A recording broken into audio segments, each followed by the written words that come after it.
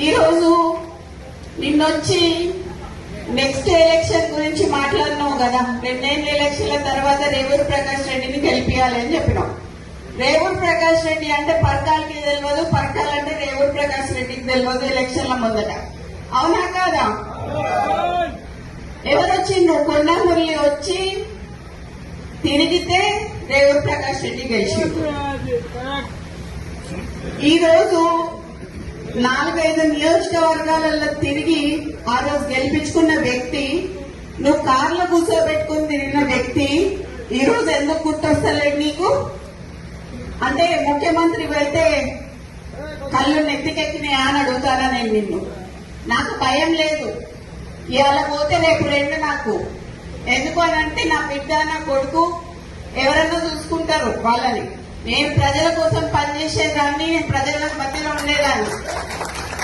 ఈ రోజు మా నాన్న నాకు అట్లే పెంచిండు, నేను భయం లేకుండా పెంచిండు. నేనెవరికి భయపడను, సావుకి భయపడను.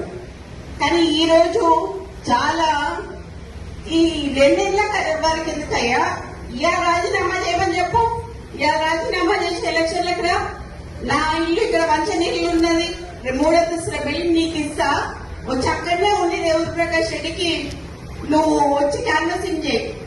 రేవూరు ప్రకాష్ రెడ్డి గెలుస్తాడా లేకపోతే కొన్న కుటుంబంలో ఎవరి నుంచి గెలుస్తాడు? ఈ రోజు నేను